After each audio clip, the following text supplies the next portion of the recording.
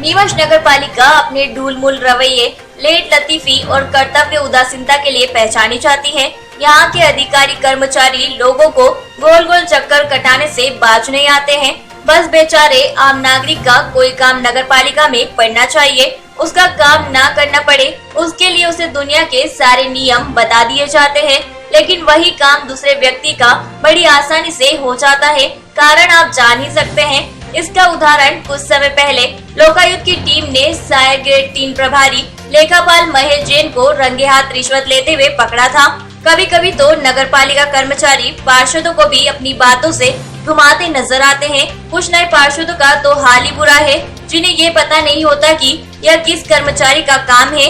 पूर्व सीएमओ गरिमा पाटीदार भी नगर पालिका के इस ढीले रवैये में कुछ ज्यादा फर्क नहीं ला पाई थी। अब देखना यह है कि नवागत सीएमओ महेंद्र वशिष्ठ क्या जादू करते हैं। बस उन्हें अपने अधीनस्थ कुछ खास बाबू और अधिकारियों से बचना होगा, जो बरसों से यहाँ जमे हैं और हर काम को टालने की कला में माहिर है।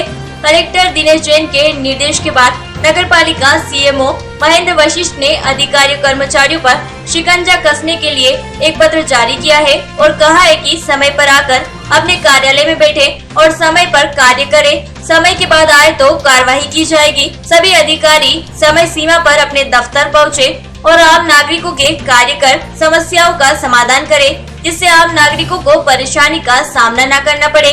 यदि कोई अधिकारी कर्मचारी समय पर दफ्तर नहीं आता है और कार्य में लापरवाही करता है तो कार्रवाई की जाएगी। जी, पहले थोड़ा सा मैं संशोधन ये कर दूं कि साहब ने केवल नगर पालिका के लिए नहीं, पूरे जिले की शासकीय संस्थाओं के लिए आदेश जारी करा है और ये आदेश शासन से दिया था, लेकिन कई संस्थाओं में इसका पालन नहीं हो पा रहा है। और मैंने जैसे ही कलेक्टर साहब का आदेश आया उनके पालन में मैंने तुरंत यहाँ आदेश जारी कर दिए और सभी कर्मचारियों को नोट करवा दिया। और जो भी कर्मचारी समय पर नहीं आएगा, मैंने अधिकतम 10:05 का समय दिया है। उसके बाद में रजिस्टर मेरे पास में आ जाएंगे और वो मेरे समक्ष में यहाँ आकर के साइन करेगा। उसको सकारण बताना पड़ेगा कि वो समय पर क्यों नहीं आया, और अगर नहीं बताएगा तो उस दिन की एब्सेंट दैनिक वेतन वाला है तो उसका मैं वेतन रोकूंगा।